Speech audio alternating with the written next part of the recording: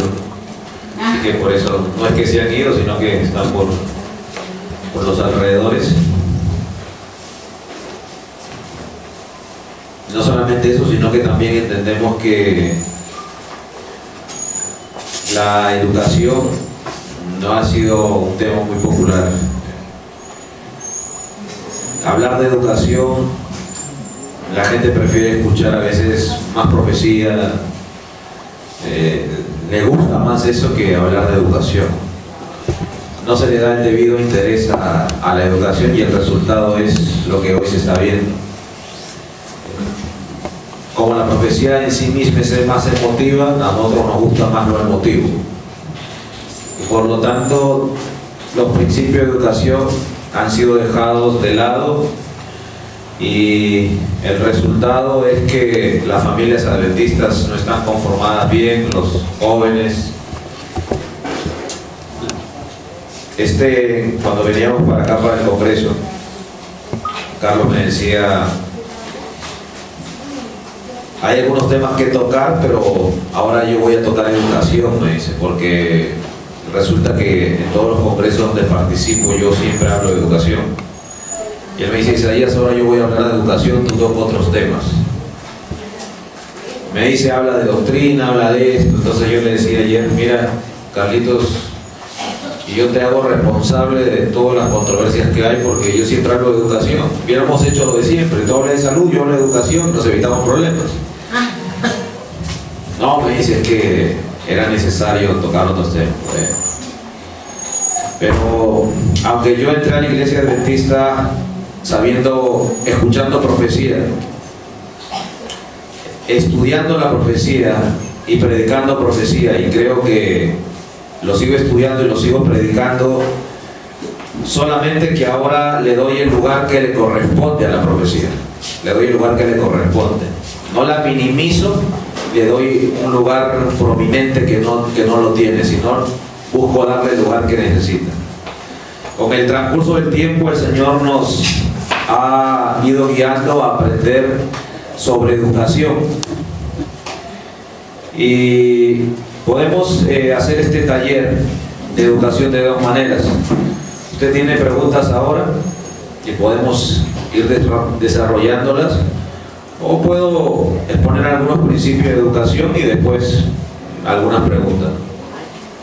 ¿Cómo prefieren ustedes? Al final. Sí, de repente me explayo, no hay ni para las preguntas. Pero bueno.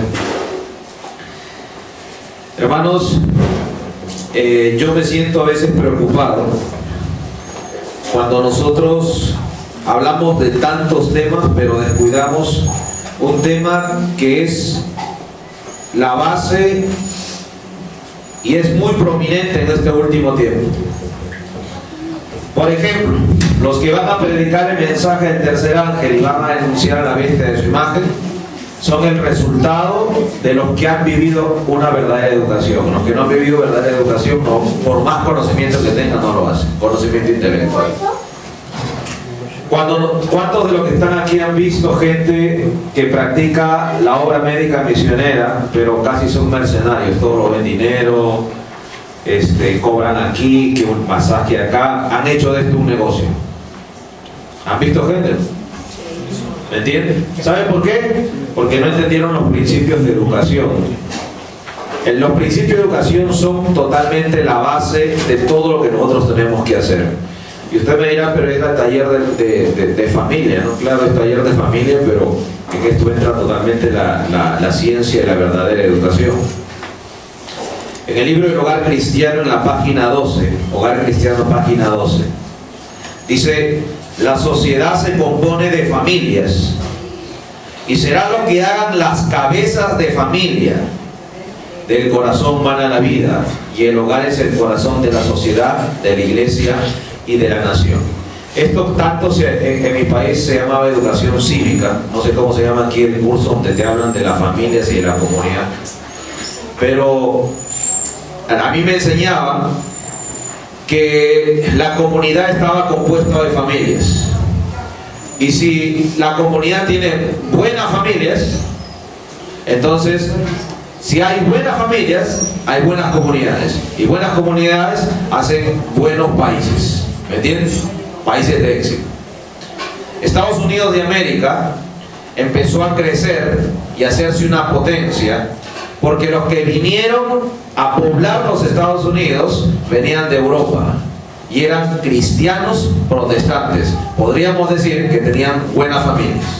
Gente que vivía en el campo, que trabajaba la tierra, que creía en Dios y que ponía como base la libertad y tenían la Biblia. Y fue así como dice el conflicto de los siglos que Estados Unidos pudo progresar y pudo crecer. El diablo sabe esto. Por eso el diablo lo que está atacando, ¿qué es? Las familias. ¿De qué manera lo está haciendo ahora? ¿Cómo lo está haciendo ahora? Dividiendo los matrimonios, Con el trabajo. matrimonio igualitario. Bueno, Familia ensamblada.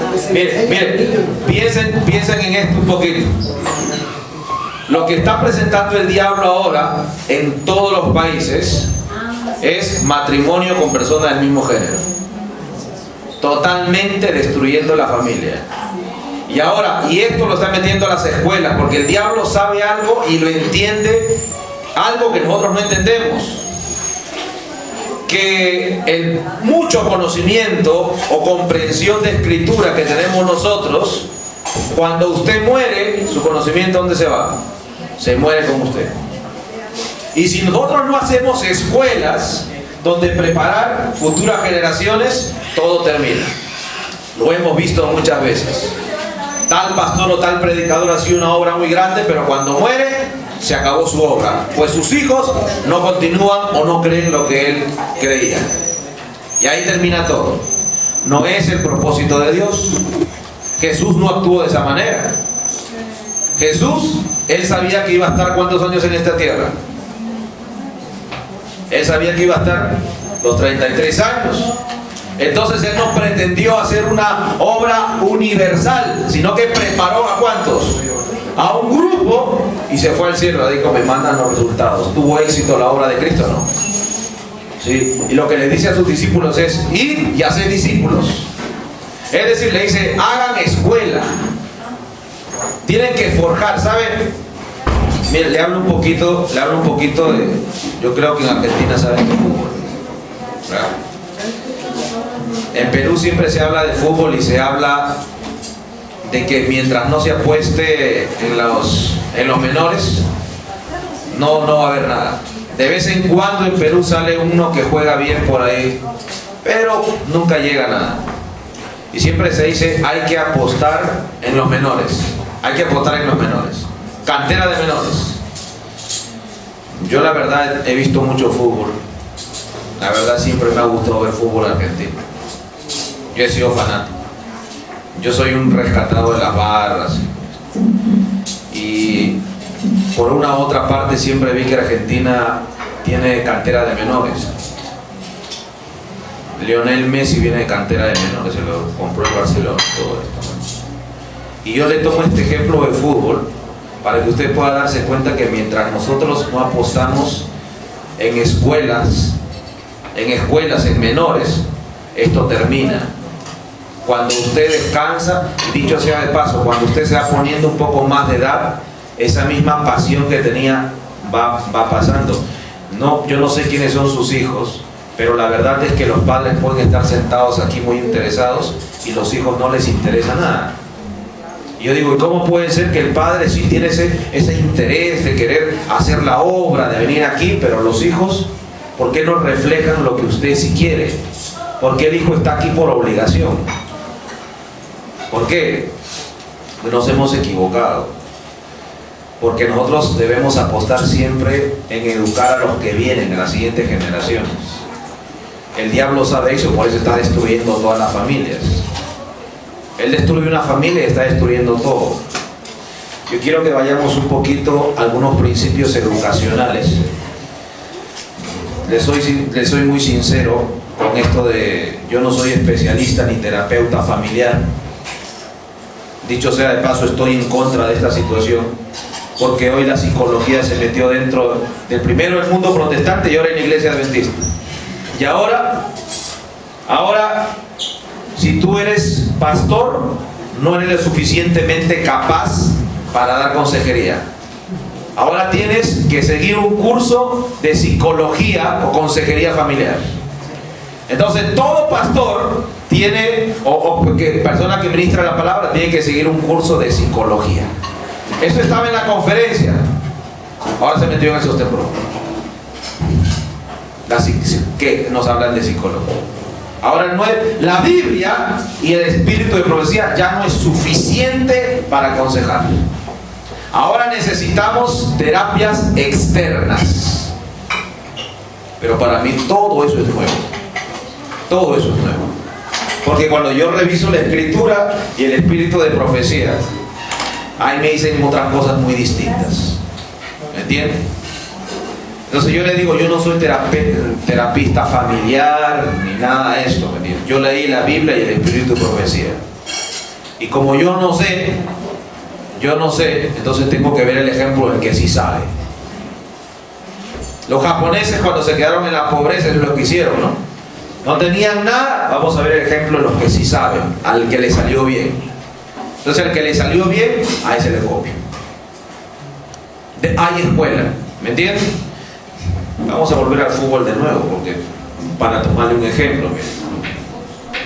Hace 15 años cuando yo veía fútbol, llegó un director técnico, un entrenador de Argentina, viajó en bus, de Argentina se fue, cruzó Chile y llegó a Tacna, Perú. Y lo contrataron como un director técnico de un equipo chico de allá, se llama el Bolognesi de Tacna. Yo veía mucho fútbol. Este director técnico hizo que este equipo jugara, a mí me gustaba ver, yo no era seguidor, yo era seguidor de otro equipo, pero me gustaba ver porque jugaba muy bien. Por eso yo lo veía. Después lo promovieron a un equipo de la capital, pero un equipo relativamente chico, y después voy del Callao. También me gustaba ver porque jugaba muy bien. Decían que tenía una escuela. Tenía la escuela de Bielsa. Equipo chico. ¿Saben de quién le estoy hablando? ¿Saben de quién le estoy hablando? Sí. ¿De quién? Bielsa. No, es que no era Bielsa. Bielsa nunca fue a Perú a entrenar.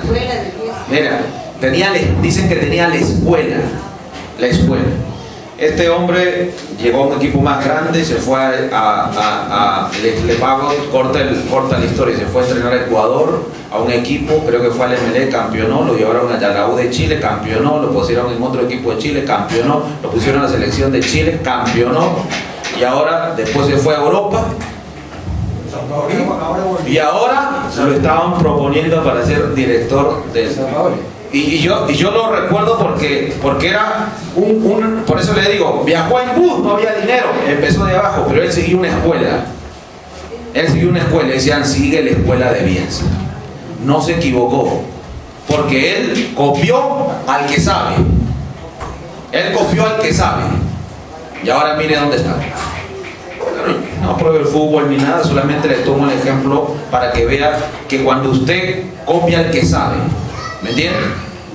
Yo no copio al hermano ni allá ni allá. Entonces en esto vamos a copiar lo que dice la escritura. ¿Ok? Si usted no copia al que sabe, casi siempre se va a equivocar. Casi siempre se va a equivocar. Si yo me comparo con el hermano, me equivoco. Y a nosotros nos gusta compararnos. Yo quiero que vayamos a copiarnos de alguien que sí sabía cómo educar. ¿Ok?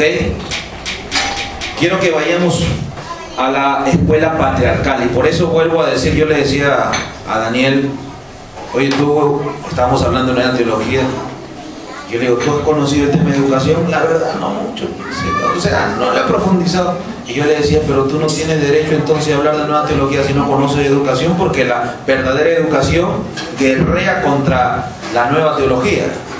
La verdadera educación es la respuesta a luchar contra esto, porque la nueva teología es automática. La verdadera educación nos habla de progreso, de desarrollos. ¿Me entienden? Entonces, por eso es que nosotros caemos en una trampa, ¿no? Nosotros podemos discutir mucho de doctrina, podemos hablar mucho de profecía, pero estamos descuidando lo más importante, que es la ciencia de la verdadera educación. Y justo Carlitos lo decía en la mañana, usted puede saber mucho de profecía, pero su familia puede ser un desastre. Permítame una comparación. Permítame una comparación. Ya tengo unos años dentro del sostén propio y yo se lo dije a él, yo conozco casi lo que se hace. Cuando nos sirven la comida, nosotros nos sirven aquí, tú no sabes lo que está pasando detrás del mostrador. El Señor me ha permitido estar detrás del mostrador. Y he estado en diferentes países y hay una guerra, ¿ya? Que lo cuenten para ustedes, no lo cuenten a nadie. Entre los seguidores de Hugo Gambetta y los seguidores de Norberto Restrepo. El gambetismo y el restrepismo, como yo le llamo. Porque Hugo Gambetta hace mucho énfasis en profecías. Y el pastor Restrepo hace énfasis en el carácter. Y entonces los que siguen a Restrepo dicen, ¿para qué profecías? ¿Para qué? Lo que es más importante es el carácter. ¿Me entiendes? Y dicen, me lo han dicho, mira la familia de Hugo Gambetta. Si una persona que yo conozco es a Hugo Gambetta, ¿no? Yo he vivido en su casa, somos como familia, ¿no? Mira su familia, me dice. Dijo esto, ya ven, todo lo que predica, ¿para qué sirve? Yo siempre he dicho, el hecho de que alguien fracase no quiere decir que hay que negar el mensaje. Se dice, yo estaba un día escuchando hace muchos años un tema del pastor Gambetta y él decía, citaba obreros evangélicos y decía, ¿de qué sirve que, citaba y decía, ¿de qué sirve que un predicador vaya y predique por todos lados si al final pierde su familia? ¿De qué sirve que gane tantas almas si al final va a perder a su familia? Y eso me hizo cambiar el tono de la obra que yo estaba haciendo, porque cuando yo conocí el mensaje a los 16 años, yo iba, viajaba, predicaba aquí y allá. Yo descuidé, aunque yo no soy padre, pero tenía influencia con mi familia. Yo quería convertir al mundo y dejé mi familia. Yo tenía un sobrino, tengo un sobrino, se llama Christopher, tiene 21 años. Cuando mi hermana, la oveja, no sé si esto nunca va a llegar a oídos de mi hermana, pero ella es la oveja negra de la familia, la mayor de todos. La que tuvo el hijo, se fue, desapareció, tiene otro hijo, se fue. Bueno. Pero vino y dejó al hijo, 2 años. No hablaba, con traumas, se pegó mucho a mí. Entonces él me miraba todo lo que yo hacía. Yo predicaba profecías y yo veía que con su amiguito de 4 años, él le hablaba de ley dominical. ¿Sabes? El sábado le decía. ¿Por qué? Porque el niño estaba reflejando lo que yo hacía. Pero ¿sabe? Yo no le tomé nada de importancia a él. Vino el otro hijo de mi hermana, lo mismo. Mucho más lúcido, mejor. Pero yo quería cambiar al mundo. Hermanos, hoy yo tenía influencia, a ellos les gustaba andar conmigo y todo esto, pero yo quería cambiar al mundo. Hoy mi sobrino, el menor, es un mundano. Y el otro es un adventista nominal que está aquí, allá, y toda esta situación. Yo la verdad le digo, yo me arrepiento. Porque si yo le hubiera dado énfasis a esos 2 jovencitos, tendría 2 hombres más en el temor de Dios trabajando para la obra. Pero yo quería cambiar el mundo. Cuando yo escuché eso a Hugo Gambetta decir, yo dije, bueno, esto es lo que hay que hacer. Y empecé a ir a mi casa, yo vivía en otro lado, a hacer culto con ellos. Me empecé a dedicar a la familia. Es más, con mi esposa yo inventé algo. El domingo nadie me moleste, es día de la familia. Si a mí alguien me quiere decir algo a mí, domingo es día de la familia. Antes. Y el día de la familia prendía la televisión para ver fútbol. No, eso es lo que hacía. Yo no le voy a negar, era un cristianismo totalmente desequilibrado. Pero le vuelvo a decir, para volver al punto, aunque usted predique lo que predique, si no tiene una familia bien constituida, lo que usted hace es mentira. Lo que usted hace es totalmente mentira. Yo puedo sentirme tranquilo de estar aquí, sentarme aquí, pararme aquí y predicar y que mi esposa esté ahí, porque yo no la maltrato, ella me maltrata. Yo no la maltrato a ella, yo no le falto el respeto, Yo no ando, porque predicar es lo más fácil. Y hoy con estos de PowerPoint, usted agarra una computadora, le pega la cita, lo pone ahí y se pone al frente. Decir, wow, qué bien predica eso. Pero es un mal esposo, un mal padre. Eso no sirve para nada. Yo le decía a Daniel, necesito ir a meterme al campo porque necesito encontrarme con el Señor. Yo no quiero ser un predicador que viene aquí, habla tan bonito y la idolatría dice, mira qué bonito predica, pero en tu vida familiar no estás cumpliendo. Y por eso es importante que si usted tiene una buena vida familiar, entonces esto se va a ver en la obra que uno hace. ¿Ok? Así que rápidamente vamos a la escuela patriarcal, la escuela que el Señor dio. Usted copia algunos principios. Miren, cuando el ser humano peca, y el ser humano, lo que ocurre es que Dios ya no puede aproximarse de forma directa con el ser humano. Ocurre una separación. Los principios de educación no cambian. El principio de educación no cambia. Los principios de educación era que el libro era la naturaleza. ¿Ok? Que el Señor era el maestro. Los principios de educación no cambian. Dice en el libro de la educación, página 32, aunque en condiciones distintas, la verdadera educación sigue siendo, de acuerdo con el plan del Creador, el plan de la escuela del Edén. Los grandes principios de la educación son inmutables, están afirmados enteramente y para siempre. Eso es lo que dice. Entonces los principios de educación no cambiaron. Mire, eran los principios de educación antes del pecado. El aula, el jardín del Edén, el libro de texto, era la naturaleza, alumnos, la creación, y el maestro mismo, él venía, como yo estoy hablando con usted, y les hablaba y les decía, hay que hacer esto y aquello. ¿Ok? Cuando el hombre peca, el maestro ya no puede hablar directamente con sus alumnos, porque los odiaba.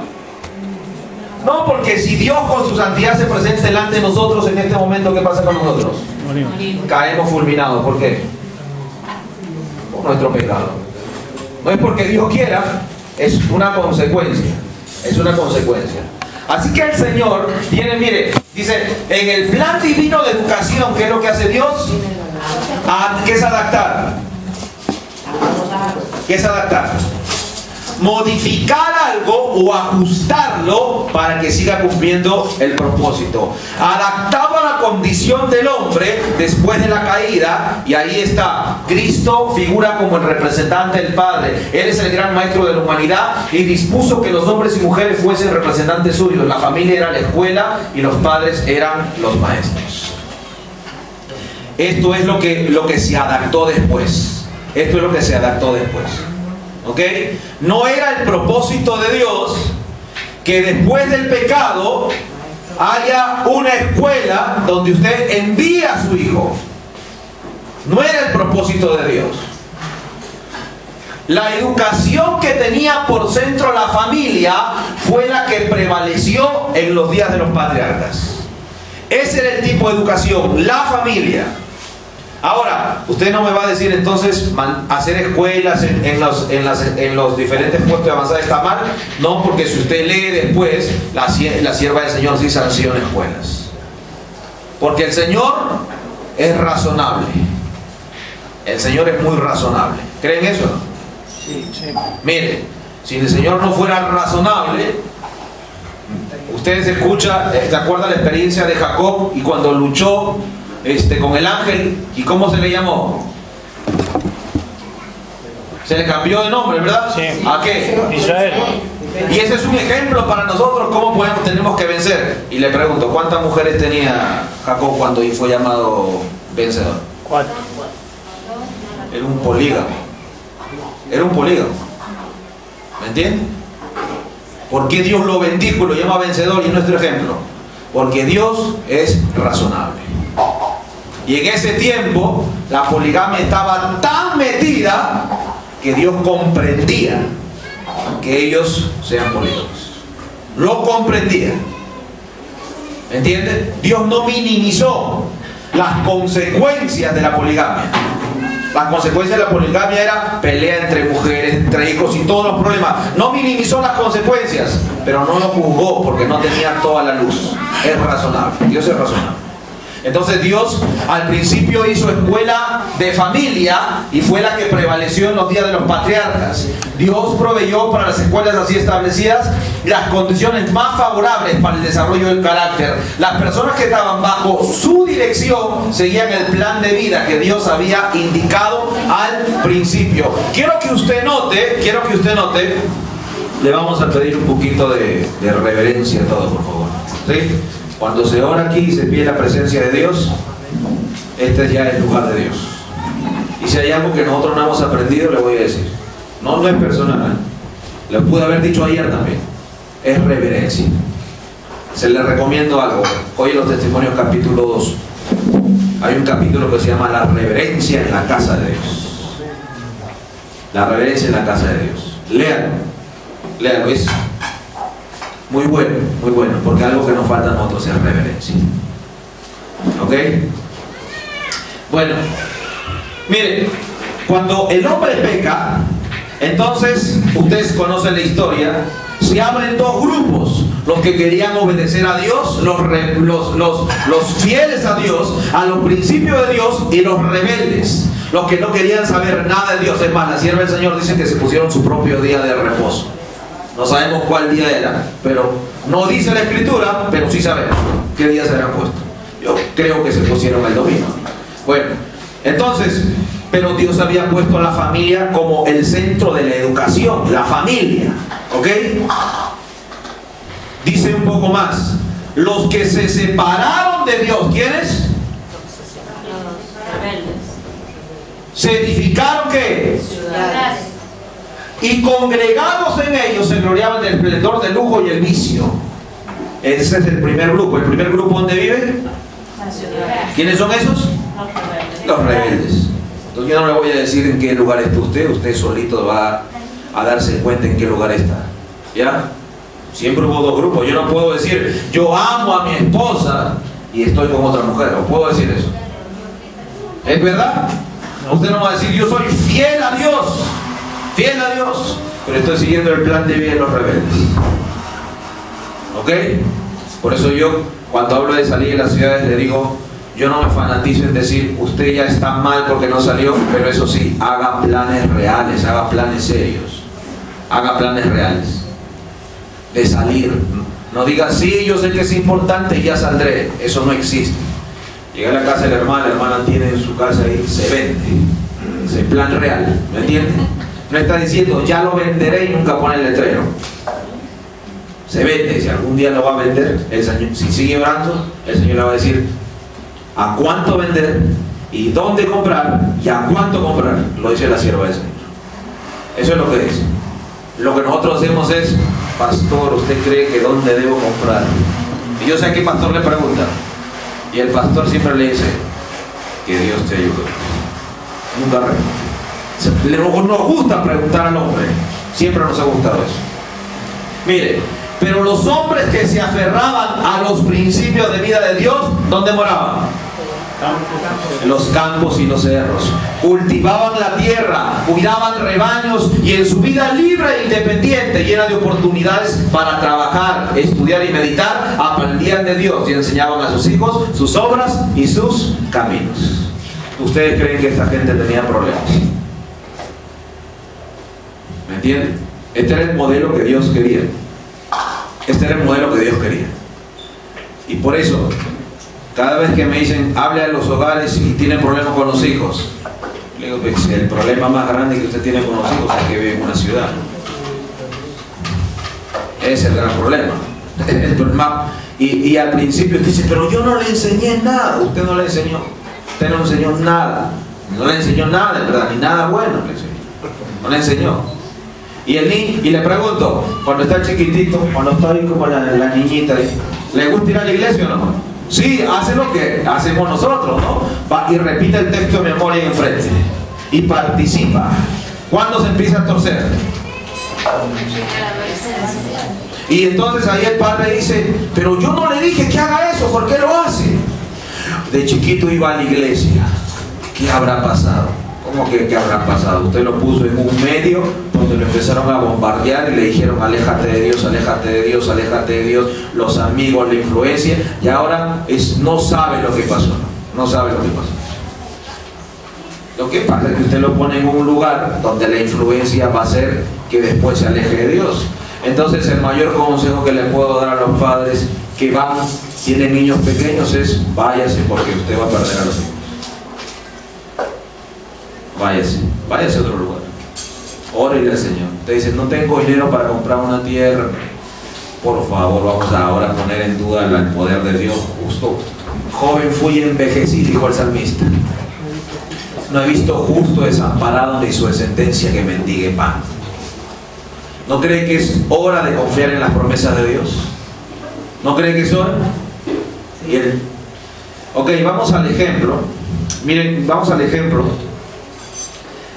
de este hombre que en Santiago 2:23 lo llaman amigo de Dios, que en Romanos 4:11 le dicen el padre de todos los creyentes. ¿De quién estoy hablando? Abraham. De Abraham. Génesis 26:5, oyó Abraham mi voz, guardó mis preceptos, mis mandamientos, mis estatutos. Y en Génesis 18:19 dice que yo le he conocido, sé que mandará a sus hijos y a su casa después de sí, que guarden el camino a Jehová, haciendo justicia y juicio. Entonces, volviendo a mi ejemplo, si queremos ver una persona que sí sabe que hizo bien las cosas, no vamos a ir a Bielsa, porque no estamos hablando de fútbol, sino que vamos a ir a Abraham. Él va a ser nuestro ejemplo ahora, ¿ok? No voy a ser yo. Usted puede decir, me han dicho muchas veces, yo era el director del Rancho La Esperanza en Baja California, en México. Con mi esposa dirigimos esa escuela. Y los detractores decían, ellos no pueden dirigir esa escuela porque ellos no saben tratar a los jóvenes, pues no tienen hijos. Siempre nos decían lo mismo. Y decía, bueno, pues Jesús entonces tampoco tenía autoridad de hablar cómo educar ni nada porque no tenía hijos. Y tampoco Pablo.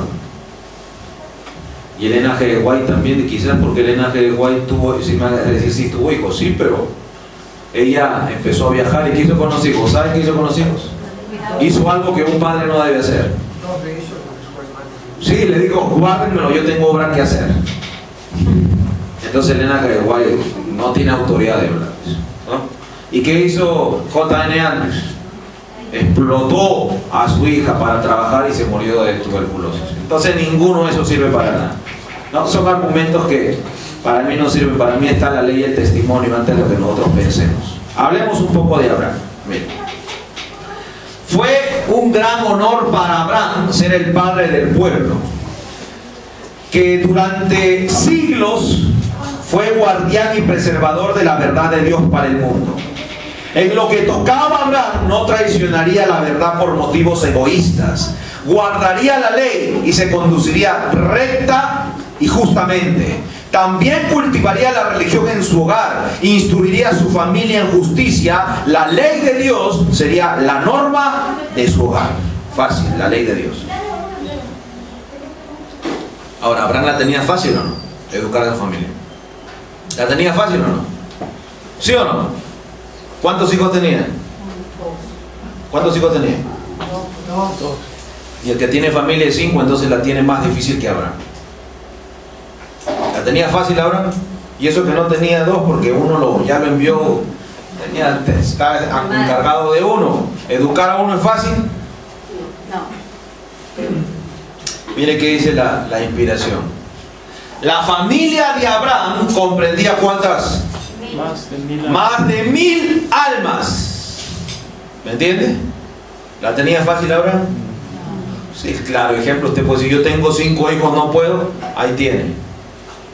¿Sabe que la familia Wesley, no me recuerdo si eran 9 o 11, y la educó una madre soltera? Y nosotros podemos leer los escritos de estos 2 hombres de Dios, Carlos y Juan Wesley. Una madre soltera. Wesley, hermano, tuvo 19 hijos. 19 hermanos. Sí, murieron como 19 hermanos. Pero 19. Y le educó una madre soltera. ¿Me entiende? Entonces, ¿puede ser nuestro ejemplo Abraham o no? Claro que sí, hermano. Dice, como en una escuela, recibían una instrucción. Así que pesaba sobre Abraham una gran responsabilidad. Educaba a los padres de familia y sus métodos de gobierno eran puestos en práctica en las casas que ellos recibían. Miren, el campamento de Abraham era una fundación de familias.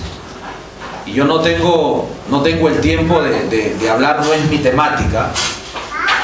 Solamente voy a abrir un paréntesis. El gran problema de fundaciones. La sierva del Señor habla de fundación, escuela de familias. Habla escuela de jóvenes y habla de reformatorios. ¿Qué es una escuela de familias? La sierva del Señor dice que se debieran abrir escuelas donde las familias vayan a prepararse en qué. Le enseñan a hacer pan, economía, sembrar, salud, y esa familia después no se queda viviendo años en ese lugar como hoy lo vemos como práctica. ¿Me entiende? Sino que sale a hacer luz al mundo. De familias, ¿ok? Familias.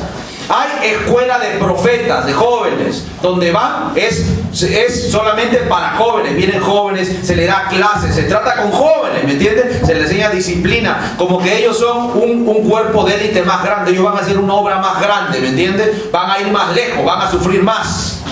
Y después hay una escuela, esto no es escuela, es lugar para tratar a los que tienen vicios. Un lugar en el campo, un alcohólico, un drogadicto, depresiones, viene y se trata que gente que sabe. El problema de las escuelas, ¿qué ha sido? Quiero hacer una escuela con jóvenes y acepto todo tipo de familia, y si la hermana tiene su hijo que está drogadicto, venga para acá. Entonces hemos hecho un montón de ahí, de un grupo de gente donde uno tiene de todo y hemos mezclado los propósitos. Por lo tanto no funciona.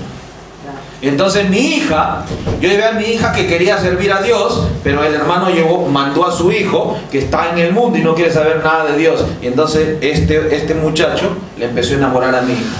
Y mi hija cayó en sus redes, porque yo pensé que en este lugar todos éramos espirituales y yo la dejé tranquila. Grave error. ¿Ok? Abraham tenía una fundación, una escuela, lo que usted quiera. Era de familias. Y él instruía a los padres. Le dicen que era familia, dicen que era su familia, porque Abraham vivía bajo los principios de Dios. Principio de Dios es que el que reconoce a Cristo es mi hermano. No es necesario que su sangre pase por mis venas.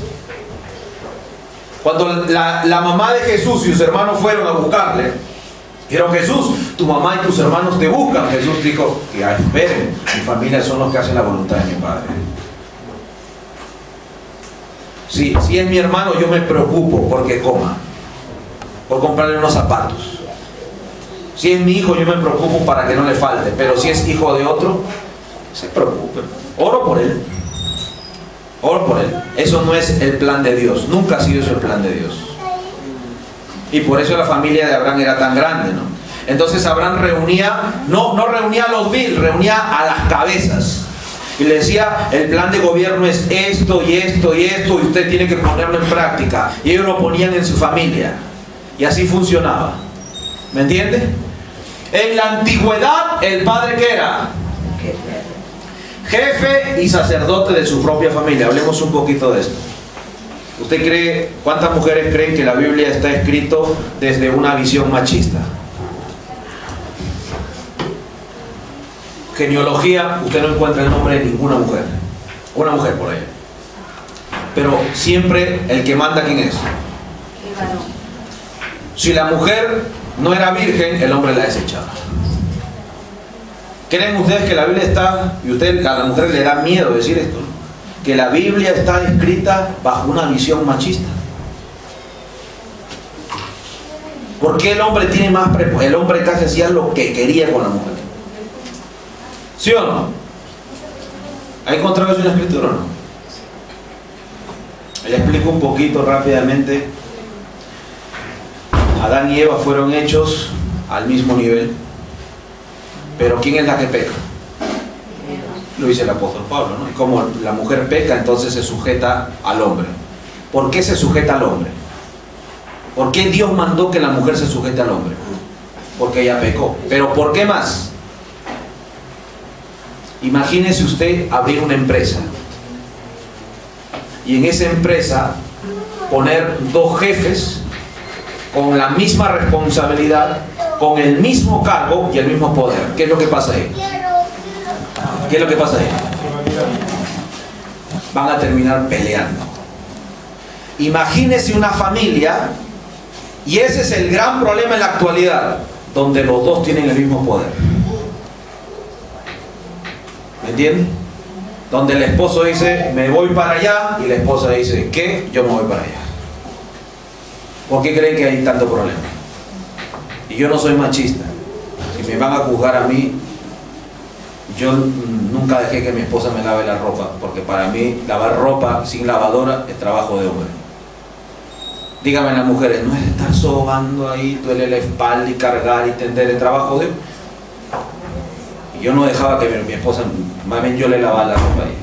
Ella dice, no digas nada, pero yo le lavaba la ropa. Porque es trabajo duro, pues. Es que yo terminaba con un dolor de espalda y yo decía, por mi esposa, si yo le mando, va a terminar con el dolor que yo tengo. Entonces, yo aguanto más que ella. El hombre por naturaleza es más fuerte que la mujer, ¿o no?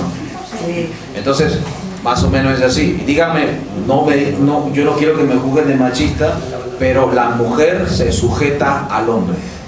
Así dice la Escritura. Así dice la Escritura. La mujer se sujeta al hombre. Si no, todo el tiempo hay problemas.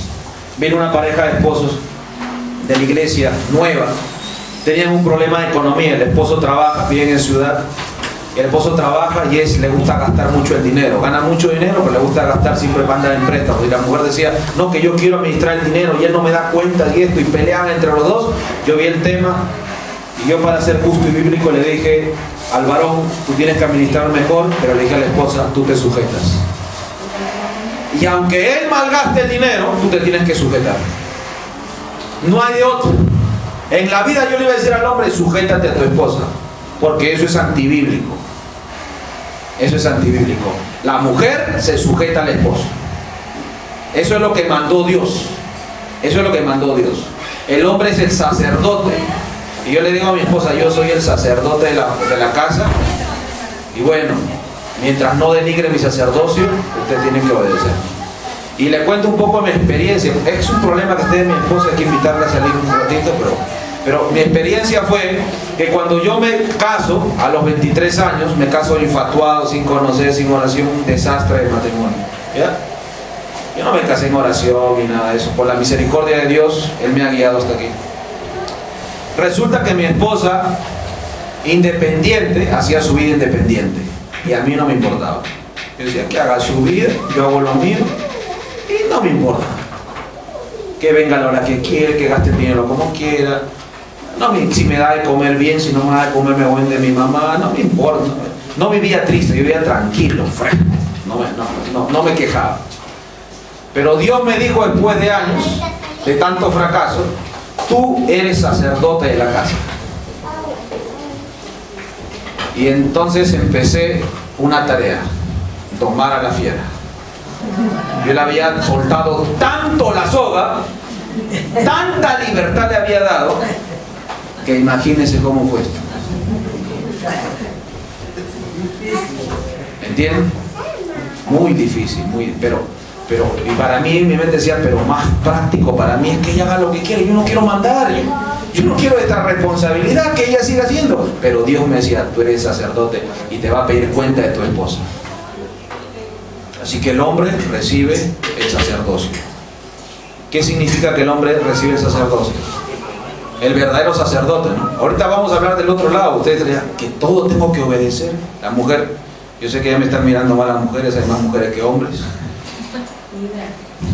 Pero el hombre en su sacerdocio, por ejemplo, un buen sacerdote, yo no conozco la vida de nadie, yo no soy quien para decirle qué hacer. ¿Qué hace el sacerdote?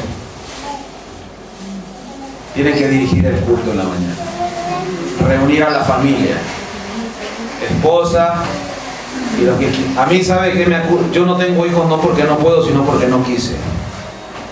Yo decidí con mi esposa, no vamos a tener hijos porque queremos dedicarnos a la obra a tiempo completo. Y yo creo que los hijos son una herencia.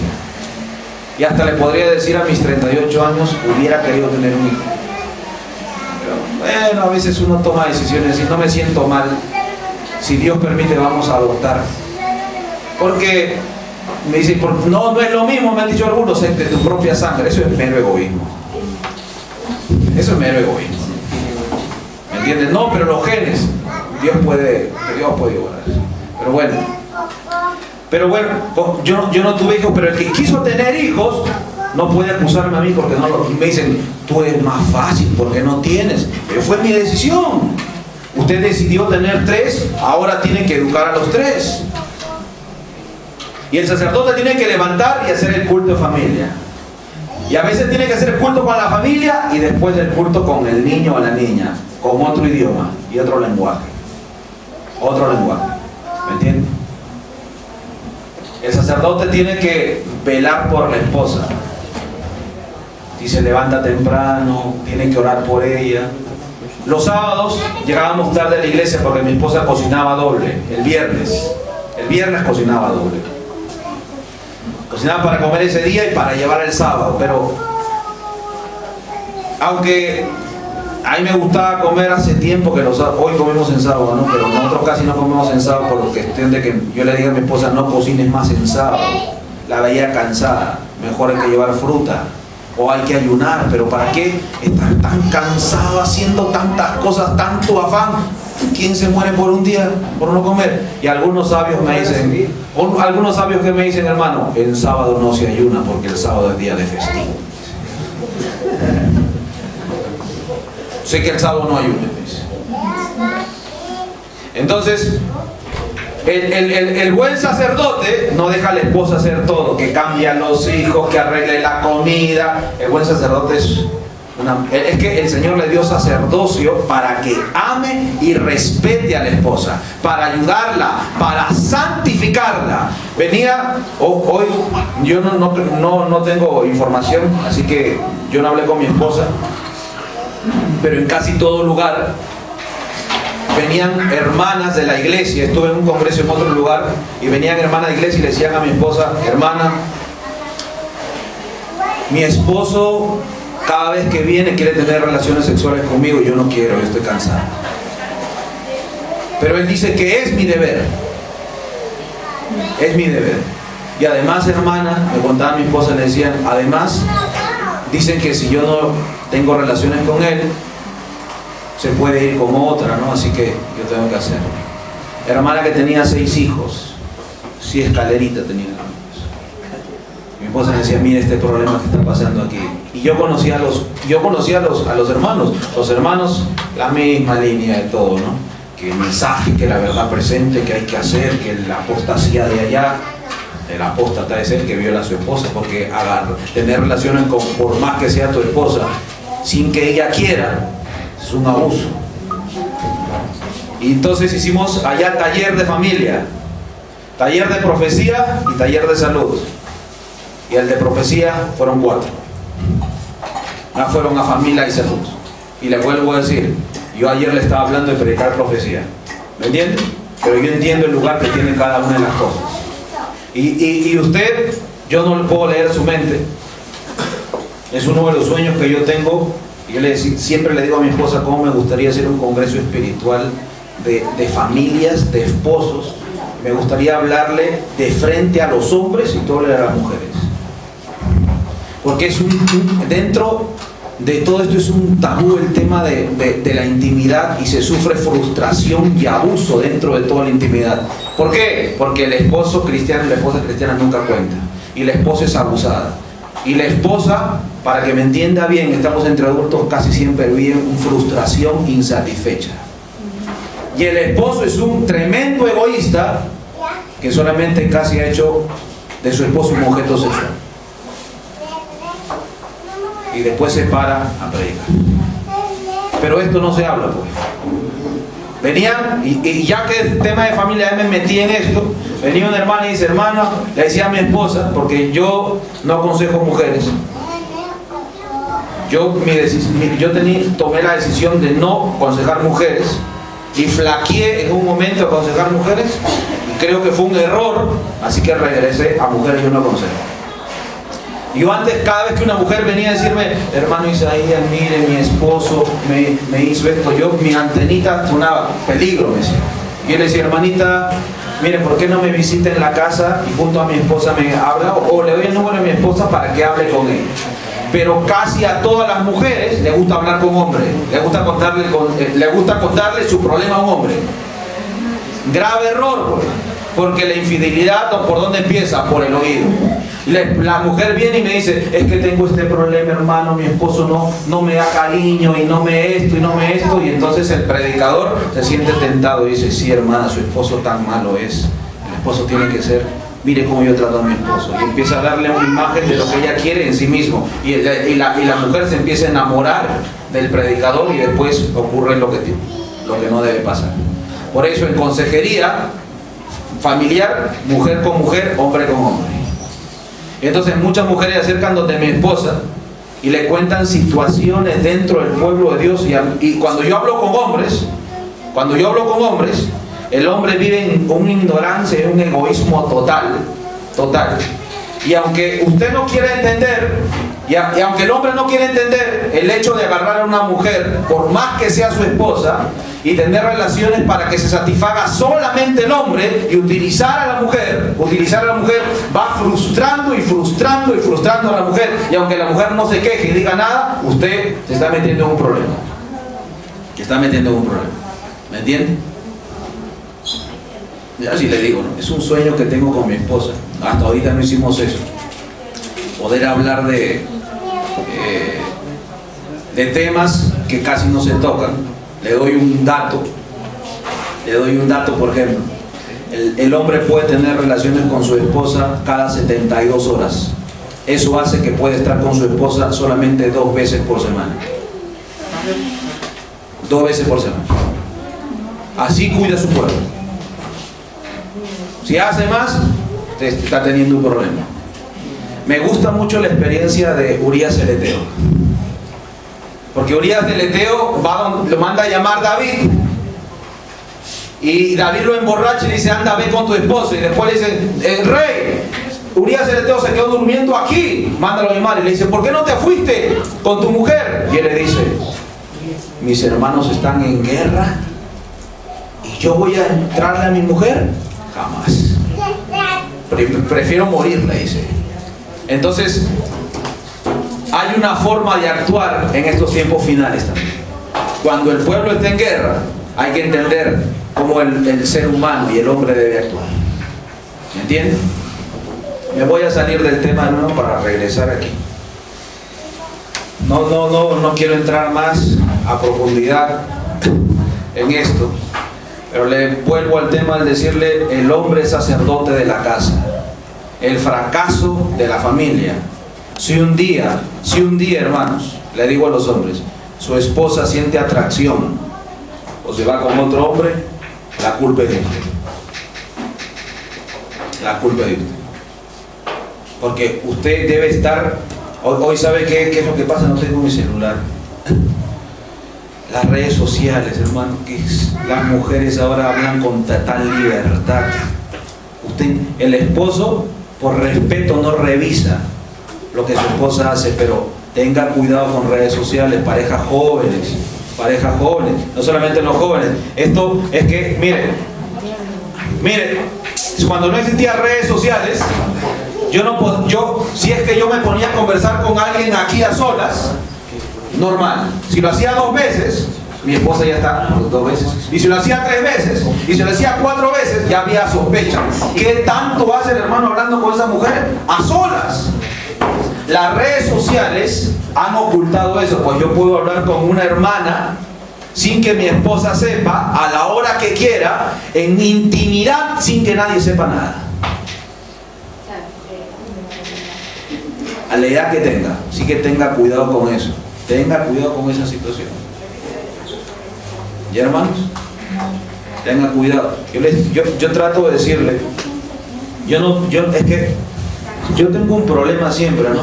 Por ejemplo, si me mandan con los jóvenes, yo no los entretengo. A mí no me gusta entretener. Yo no quiero entretener a nadie. Yo les quiero decir lo que está pasando. Y yo estoy seguro que la mayoría de aquí ha tenido problemas de infidelidad. esposo o esposa. Porque es que usted tiene que cuidar su hogar. Usted tiene que cuidar su hogar. El esposo tiene que estar alerta a todos los peligros. Es sacerdote de la casa. Si su esposa no hace culto, ¿qué tiene que hacer el sacerdote? No, yo no soy ejemplo de nadie. Yo no sirvo. Siempre le digo esto a los muchachos. Yo no sirvo, pero ustedes tampoco. Todos estamos iguales. Yo no sirvo. ¿Me entiendes? Pero cuando mi esposa dice, voy a hacer esto, espérate, mamita, le digo, estudie. Estudie. Usted no se va sin estudiar. Porque si ella no estudia, mi esposa carnalmente, yo no la soporto. Es el infierno. Espiritualmente nos comprendemos. Pero el hombre carnal es egoísta, pues la mujer siempre va a tirar para su lado, el hombre para su lado, y esto es un infierno. Por eso el sacerdote, preocúpese de la esposa, preocúpete de los hijos, ámela, ¿me entiende? Y le voy a decir solamente un dato más, porque mire, ya tenemos 20 minutos. ¿Por qué no hicieron más talleres de familia, hermanos? ¿Qué es lo que más se necesita? Mire, le voy a contar una experiencia ya de Rosarito. No te conviene, pero le voy a contar. No sé quién me hizo puntual a mí. No sé quién. Pero yo llegaba, le entraba a la 1, yo estaba a las 12 en la puerta. Era un fanático. Y no le niego, a veces uno, en qué parte, en algún punto de nuestra vida y algunas cosas a veces nos fanatizamos. El estar en el sitio correcto es una cosa que el espíritu nos puede guiar. Pero el ser humano siempre tiende a eso, a los extremos, siempre. Y si yo he caído, yo lo sé. En extremismos. Porque ese es el ser humano siempre. Y yo no sé quién me enseñó a ser puntual. Y yo siempre llego temprano a los lugares. Y para mí el llegar tarde es perder tiempo y oportunidades. Me acuerdo cuando yo inicié la obra del Evangelio a los 16 años y viajé, estaba por un lugar a 9 horas de mi ciudad y tuve que regresar a sacar la libreta militar, que era en ese tiempo para los que se inscribían para después sacar el documento de identidad. Y en ese tiempo agarraban y te mandaban al ejército o a la marina o a la FAP, que es la Fuerza Aérea. Y entonces yo saqué y al momento de me inscribieron y al momento de recoger fui temprano. Y yo recuerdo que yo estaba orando, Señor, por favor, que no me metan. Yo tenía 16 años y yo le había dicho al psicólogo que yo soy misionero, yo no quiero servir y esto que lo otro. Me dijo, yo te voy a poner inapto, me dice, para que no te llamen al servicio. Mentira, no me puso nada. Entonces cuando yo fui, viene uno y le dice a todos los que están ahí, mételos al servicio. Yo me asusté. Yo nunca he servido, me contaban historias. Yo estaba empezando a vivir misionero, 2 años en el ejército. Y viene otro y le dice, no, espérate, va a haber un izamiento de bandera. El general dice que votes a todos, a los siguientes lo metes. Váyanse, lo dice. Y yo me fui alegre. Por llegar temprano, dije, la que me salvé. Por llegar temprano. Siempre he llegado temprano. Mi esposa, como casi todas las mujeres, su reloj está atrasado. Entonces yo tenía que salir a las 8 puntual hacia la iglesia. Yo dirigía la iglesia. No solamente yo predicaba, no solamente predicaba, yo llevaba los parlantes de este tamaño, tenía que poner eso aquí, instalarlo. Yo limpiaba, porque era un local que alquilábamos, antes limpiaba. Yo hacía todo, hermano. Yo era el portero, yo predicaba, recogía ofrendas, hacía todo. Muchas veces dije, Señor, ¿pero por qué? Los hermanos no dan nada, yo no recibía nada. Dios tenía su propósito. Entonces yo tenía que ir temprano. Y yo notaba que mi esposa cuando iba se sentaba. El que hacía todo era yo. Entonces yo tenía que ir temprano. Lo único que le pedía a mi esposa, salgamos a las 8, tomemos el taxi y vayamos. Que 8:15 y no sale. Que 8:30 y no sale. 8. Yo decía, Señor, y yo estaba molesto. Y le decía, o sea, pero por ya, y ella se molestaba. Yo en mi corazón decía, es injusto, Señor. ¿Por qué yo tengo que parecer es que ella me hacía parecer a mí como el impaciente. Pero ¿cómo iba a ser yo el impaciente? Yo era el puntual, ella era la demorona. Pero así, siendo sincero, pues, para que nunca hemos llegado a aclarar esto. Yo era el puntual, ella era la demorona, ¿cierto? ¿Sí o no? Dígale. Entonces, mire, yo agarré Y ya me iba en el taxi molesto con mi esposa y hasta lagrimeaba y yo iba molesto. Y todo ahí predicaba. Un sábado tras sábado. Decía, Señor, ¿qué hago? Y me empecé a dar cuenta que no tiene sentido, pues, hacer la obra si estás peleando con la esposa. ¿Qué sentido tiene? Si aunque usted me puede dar la razón por una actitud o por una palabra dañé a mi esposa. ¿Qué sentido tenía eso?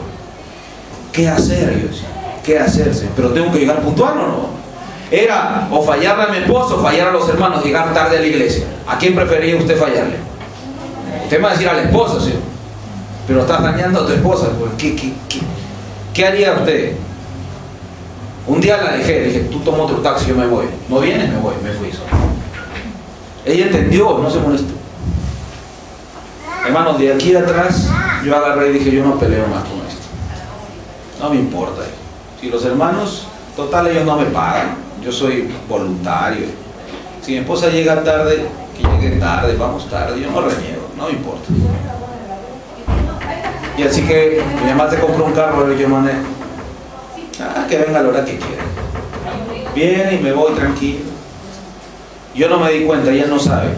Yo no la presioné. Pero cada vez ha ido ajustando su horario. ¿Por qué les cuento esto? Porque Elena Gaijuay le escribió a su hijo Edson. Y le dijo, hijo, no es necesario que ganes todas las batallas aunque eres el sacerdote. Hay cosas que por gusto eso, o sea, si tu esposa quiere pintar blanco y tú quieres blanco humo, que sea blanco, eso no lo pelees, ¿me entiendes? Si tu esposa quiere comer pizza y tú quieres pasta, come pizza, o sea, sacrifícate, ¿me entiendes? El esposo no puede ponerse en la situación que yo soy sacerdote y todo lo que yo quiero se hace. Usted tiene que luchar, con lo que tiene que luchar en verdad es con la espiritualidad de su esposa. Pero en detalles, situaciones, si quiere ponerle la ropa al hijo ahí, por eso no se lucha. En ese aspecto no hay sacerdocio, en ese aspecto usted tiene que ser siervo. Mientras usted no entienda eso, ahora, lo que yo le acabo de decir, usted no lo va a cambiar, solamente le abre la visión. Yo le decía ayer a Carlitos, yo no hablo con mi esposa, yo no le digo qué es lo que tiene que hacer y ella me dice a mí. Porque durante tantos años la he sermoneado y ella me ha sermoneado y eso no ha cambiado. ¿Me entiende? Pero Rosarito, mira, ¿y sabe a qué hora le gusta hablar a las parejas? ¿A qué hora le gusta hablar? Sorprendente, hermano. La estupidez más grande que hay. Las 12, 2:30, 1:30. ¿Y usted cree que uno está consciente ahí? Discutiendo hasta. Yo un día dije no. Ella lo sabe. Un día mi esposa quería discutirle que, mamita, tengo sueño. Voy a dormir, mañana discutimos. Tengo sueño. Yo no más con esto. Porque imagínense a la 1 de la mañana cómo está uno. ¿Paciente o no? Entonces a las parejas, todos los que son casados saben esto, ¿no? A la noche, ¿no? Y gritan en silencio para que los hijos no escuchen. Gritan en silencio. Es una situación. Entonces, por eso entra en discusiones. Yo no hablo con mi esposa. Así como usted me va a exponer, yo le he expuesto a mi esposa. Me ha faltado poner el PowerPoint, ¿no? Exponerle, mira, esto tiene que ser así, pero dime, explícame, o sea, razona conmigo, le explico todo. Al día siguiente pasa conmigo. ¿Qué pasó? Ya sé qué pasó. Yo no sirvo, mi palabra no tiene poder. Por eso es que el pastor Restrepo viene y le habla a ustedes todo el tiempo de familia y ustedes ahí están, mueven la cabeza. Tiene razón el pastor, van a su casa y siguen haciendo lo mismo. ¿Sabe por qué? Porque el único que puede cambiar es el Espíritu del Señor. Y si usted no hace su culto en la mañana, camino a Cristo, conságrate a Dios cada mañana, haz de esto tu primer trabajo. Usted no hace eso, pon a Pastor Restrepo, consejería familiar, donde quieras y eso no cambia. El sermón no cambia. ¿Me entiende? El sermón no cambia. Nunca va a cambiar un sermón. Mi palabra no tiene poder. Entonces, ¿qué hay que hacer? Si usted es mujer y ve que su esposo es injusto, póngase a orar. Póngase a orar. Ore. Sino que hay egoísmo, pues. ¿Cuánto tiempo hace? Elena Gaijuay cuenta una experiencia. Cuando era niña, tenía 12 años. Ella tenía 12 años y escuchó el mensaje de la venida de Cristo. Entonces ella aún estaba golpeada, un poco desfigurada. Testimonios para la Iglesia, tomo 1, los primeros capítulos habla de su experiencia. Y ella reunió a sus vecinos. Y cuando los reunió en una sala similar a esto, y empezó a hablarle de la venida de Cristo, y los vecinos fueron a esa reunión porque dijeron, esta niñita está enferma, pobrecita, vamos para... Pero no les... Y Elena llegó y dice, yo les hablaba, yo no les interesaba nada de lo que yo hablaba. Y ella a los 12 años, ¿sabe qué dice? Me puse a orar todas las noches. Todas las noches orando. Y para la gloria de Dios, escribe ella, todos los asistentes de esa reunión, que en un tiempo fueron fríos y descuidados, entregaron su vida a Cristo.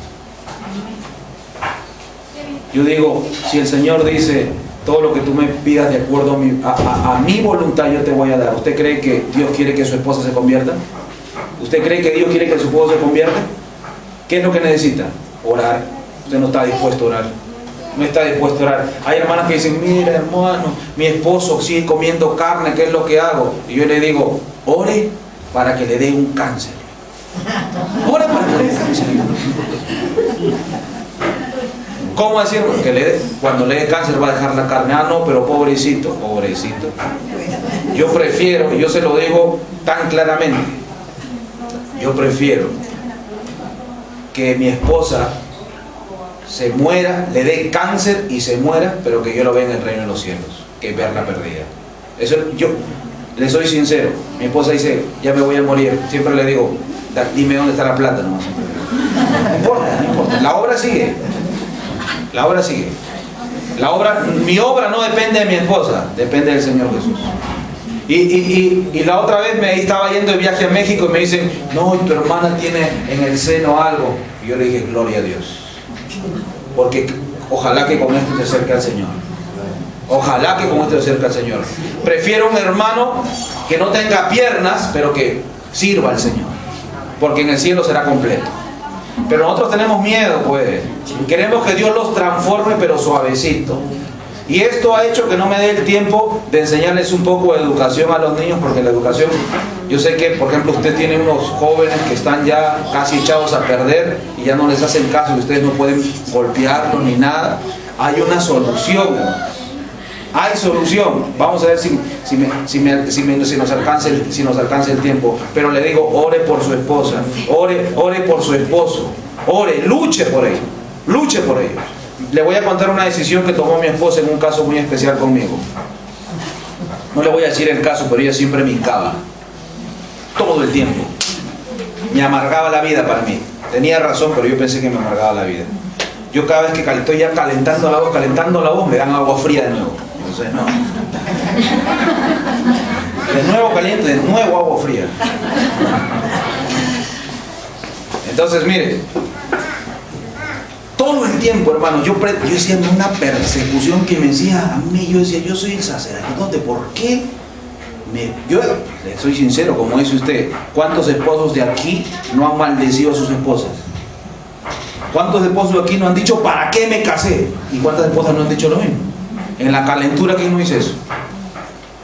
¿Me entiende? Decía, ¿pero por qué, Señor? Mi esposa decidió, no me lo dijo, no molestarme más y dejar todo en las manos de Dios. Yo no sabía, yo me enteré después. Por eso ahora vivo en paz. Y eso te enseña.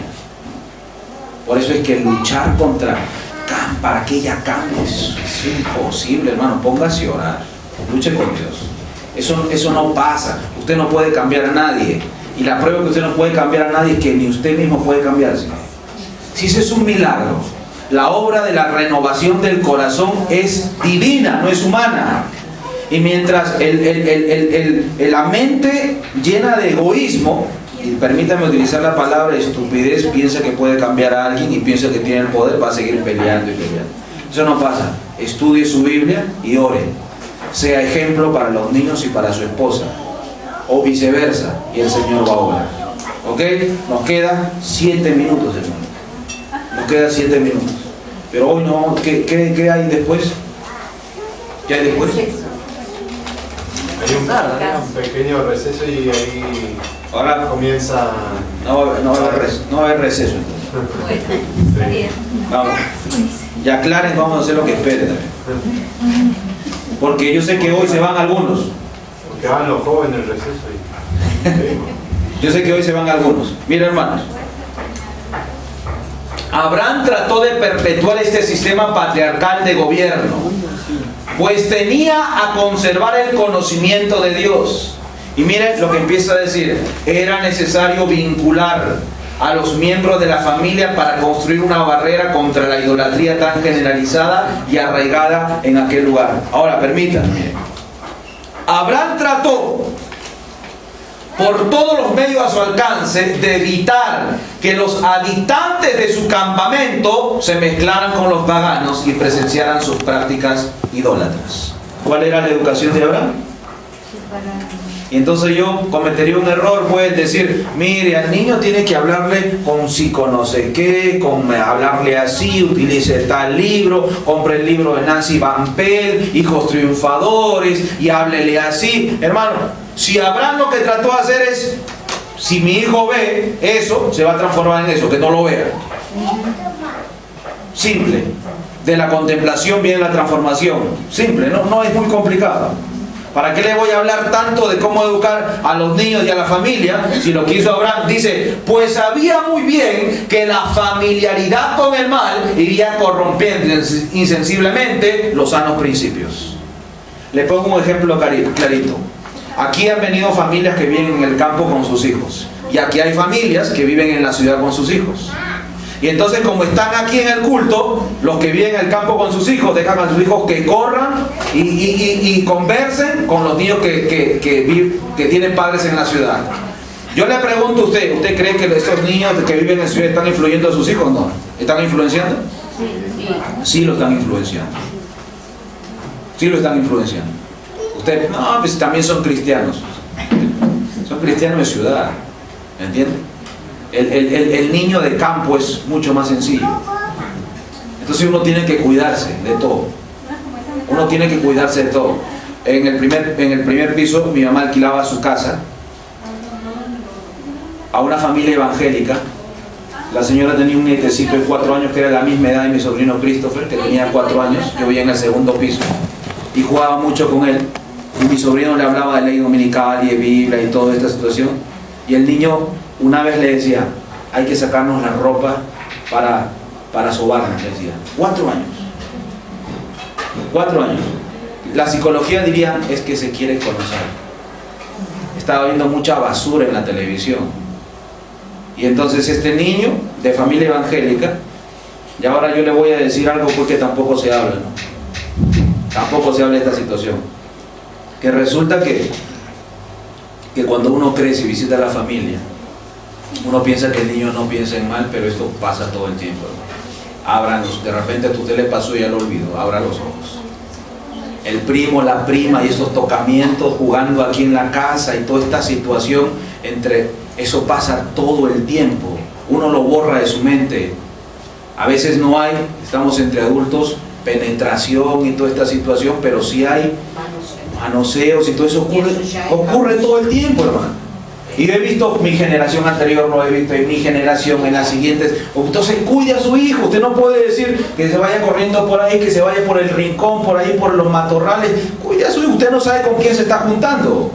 Usted no sabe, o usted cree, perdónenme la situación esta, pero los que vienen en ciudad casi siempre le prenden el televisor a los hijos para ver pura basura.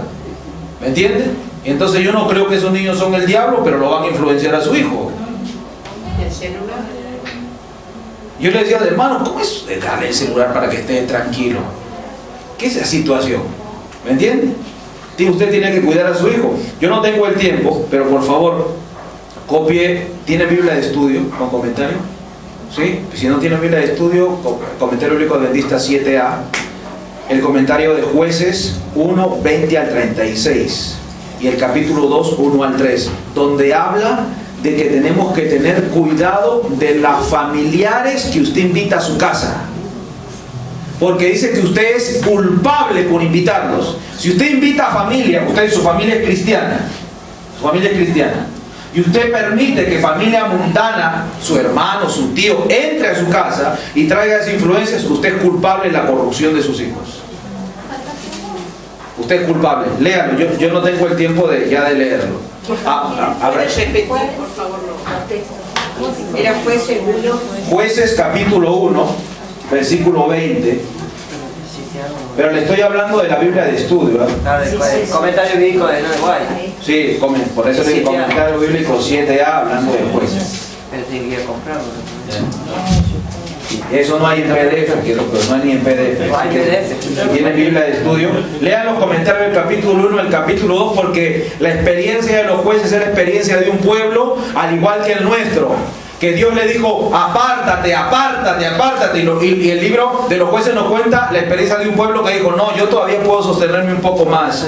Dios le dijo al pueblo de Israel, cuando entres a la tierra, mata y bota a todos los cananeos, a todas las tribus. Ellos no hicieron eso, lo hicieron tributarios.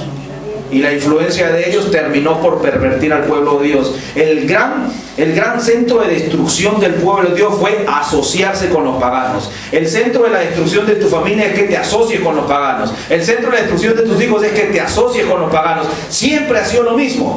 No hay misterio en esto. Asociarse con los paganos. Miren, pues sabía muy bien que la familiaridad con el mal iría corrompiendo, ¿cómo? ¿Qué significa insensiblemente? Poco a poco, sin que nadie se dé cuenta. Por eso es que su hijo es transformado poco a poco, sin que usted se dé cuenta. ¿Y cuándo se da cuenta? Cuando ya está echado a perder. Hermano, acá está la cita, no sé si se me permite leerlo. Hermana, es que yo no lo leí al propósito, yo no lo iba a leer y usted ahora lo lee. No lo leí al propósito, ya usted lo lee con meditación y oración y todo el que quiera leer. No, quería compartir con los hermanos, pero muchos no tienen esta Biblia. Sí, pero el tiempo no me ayuda. El tiempo no me ayuda. ¿Okay? Miren, hermanos, mi mamá vendió su casa. Le voy a dar un consejo a usted. Y quería comprar, ella no quería, nosotros lo obligamos casi. Ahora es feliz, pero en ese tiempo no. Quería, vamos a comprar un sitio en el campo. Le dieron un adelanto y usted sabe qué significa. ¿Alguien de los que está aquí ha pasado tiempo buscando fincas? ¿Es fácil? Porque se quema llanta y combustible si tienes carro. Imagínese uno que no tiene carro. 3 hectáreas o 5 hectáreas o 25 hectáreas es un vecino, el otro vecino 25 hectáreas más, sin carro, caminando con mi hermano, hasta el otro vecino. Entonces mi hermano tuvo una brillante idea, dijo, ¿por qué no le decimos a mi mamá que compre una camioneta y con eso buscamos? Me parece bien. Bueno, una camioneta china, ya pues china, $12.900, que compra una camioneta en mayo. Entonces, vamos a buscar tierra, por aquí y por allá. Y un día voy con mi esposa, declaro delante del Señor que era un adventista hipócrita, porque yo después del sábado veía televisión, yo veía fútbol, yo veía películas y toda esta situación en mi casa, ¿me entiendes? Pero yo predicaba la verdad presente. Me acuerdo que ese domingo me quedé viendo una película hasta tarde con un hermano de la iglesia y todo. Hasta me acuerdo qué película es. Y salimos en la mañana, me acuerdo a Canta, se llama el lugar, sin desayuno. Nos fuimos, manejé la camioneta, estaba manejando y yo tenía hambre, ya era las 11 de la mañana y no llegamos, ya faltaba poco, y entonces empecé a pisar. Estaba con mi esposa al lado, 2 hermanos de iglesia atrás, y para su mala suerte, no creo una suerte, un policía nos pidió rayo. ¿Puede llevarme? Ya, lo metí al carro, ya un hermano lo pateé atrás, lo puse atrás para mí. Manejando estaba así, y yo quería saber cuánto falta, y veo un letrero de esos verdecitos y me pongo a mirar cuánto falta mientras iba pisando, y di 4 kilómetros, y cuando volteo, hermano, ya no había pista. Justo la pista se achicaba, fue un puente más angosto, y yo me estaba yendo por un costado al precipicio del costado, y le estaba pisando y me doy cuenta, y jalo para meterme al puente, pero el puente era así, casi plano, y solo un ladrillito así tenía los costados. Le agarro a la mitad del carro y el carro se va volteando y se clava en una roca y se voltea y se queda volteado. todo destrozado. Miro a mi esposa, lo primero que hago es reaccionar. Empiezo a oler a gasolina, la saco a mi esposa, los hermanos de atrás estaban en shock. Así que salgo, abro la puerta, mi esposa estaba golpeada su cara acá. Oh, entonces yo salgo, el carro destruido estaba entre la mitad, entre cayéndose. Salgo, hermano, digo, ¿sabe qué? Ya, tío, a mi esposa ya, yo tenía ganas de llorar, estaba en shock, pero en ese momento era tiempo de actuar. Esto, que el otro. Mi esposa la llevé allá, la llevaron, yo me quedé con el carro, vinieron unos trailers, lo jalaron, malograron más el cárter, un carro de un mes de comprado.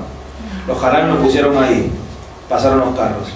Se paró otro carro, se pararon cuatro personas, me dijeron, ¿qué pasó? A ver, dame tu llave, me cambiaron la llanta, dijeron, a ver, préndelo. Y me preguntaron, ¿tú eres cristiano? Yo le dije, sí, soy adventista del séptimo día. Y él me dijo así, algo te quiere decir Dios, algo estás haciendo mal. En ese momento recordé la película de la noche y toda mi vida hipócrita. Va a ser una historia larga, corta, hermanos. Yo regresé a mi casa, bueno, me pasó muchas cosas con eso, pero agarré el televisor y le dije, chao televisor, contigo nomás. Nunca más hubo un televisor en la sala de mi casa. Mi vida espiritual, ¿sabe para dónde se fue? Para arriba. Mi consejo es, quite su televisor. Si usted no sabe dominarse, no vea televisión. No vea televisión. Quita mucho tiempo. Pura basura. Quite eso. Su vida espiritual. Y le digo a la gente, de repente el que está en el campo también lo ve. Pero bueno, vida espiritual se va para arriba. A mí me ayudó mucho. Pero el Señor tuvo que miren lo que me pasó.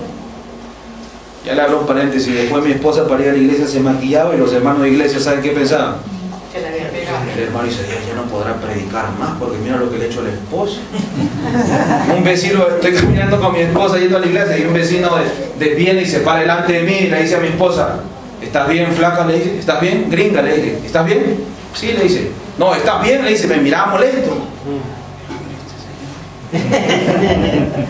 Pensaban que había golpeado a mi esposa.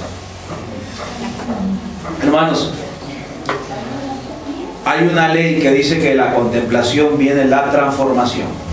Todo lo que usted mire se va a transformar en eso. Dice, era sabio reino dispuesto por Dios mismo, el que consistía en ¿qué? ¿Qué significa aislar, hermanos? Piensa, hoy se creen, no, es que él es un ermitaño. ¿Cómo se van a ir, pues, hermanos, ustedes allá al campo, al fondo? Usted es un ermitaño y su hijo no va a ser sociable, usted lo va a traumar, va a ser cohibido. Y siempre que me dicen eso le digo, mi sobrino, que nosotros vivió con nosotros, nunca tuvo amigos, nunca los sacamos a la calle, porque yo sabía todo lo que había afuera. Usted conoce a mi sobrino, es nominal, pero habla, hermano, de todos los temas por aquí. Es un antisocial ni nada de esa situación. Eso es pura mentira del diablo porque quiere traer a su hijo cerca del mundo para echarlo a perder. No tengo tiempo, pero el que quiere revisarlo, yo hice una serie que se llama La Ciencia de la Verdadera Educación, que se encuentra en YouTube.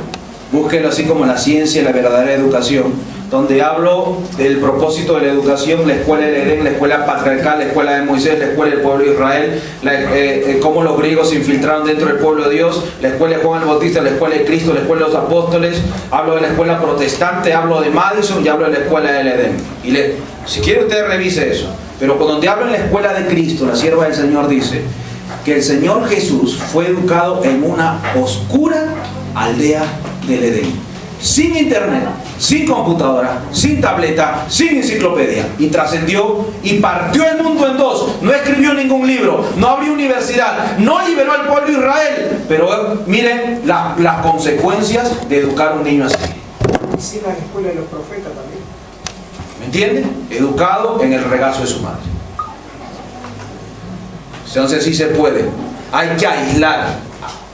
Él había separado a Abraham de sus parientes idólatras. ¿De quién lo separó Abraham? De la familia. Y a veces lo más doloroso es separarse de la familia. Lo separó de la familia para que el patriarca pudiese adiestrar y educar a su familia alejada de las influencias seductoras que hubieran rodeado en Mesopotamia, y para que la verdadera fe pudiese conservarse en su pureza de sus descendientes de generación en generación. ¿Ok? Sigo. El afecto de Abraham hacia sus hijos y a su casa le movió a resguardar su fe religiosa y a inculcarle el conocimiento de los estatutos divinos como el legado más precioso que pudiera dejarle a ellos y por medio al mundo. ¿Cuál era lo más precioso? Los principios de Dios. No era dinero, no era casa, no era herencia, eran los principios de Dios. Eso es lo que Dios le quería dejar. Mire lo que tienen que hacer los sacerdotes. Su propio ejemplo, la silenciosa influencia de su vida cotidiana era una constante lección. Solo hablaba Abraham, solo era sermonear. No, su vida era un completo ejemplo. Porque hay muchos jóvenes que se han revelado al Señor por la vida de sus padres. Porque saben que los jóvenes saben que el padre finge cristianismo aquí, pero sabe cómo hace en su casa. ¿Me entienden? Yo no juzgo a mi padre. Mi padre iba a la iglesia y defendía la verdad y se peleaba y todo, era la persona que más peleaba. Me daba vergüenza. Y defendía el mensaje. Pero en la casa, cuando hacíamos algo, nos decía hasta de qué nos vamos a morir. ¿Me entienden? Abraham era ejemplo, dice. La integridad inalterable, la benevolencia y la desinteresada cortesía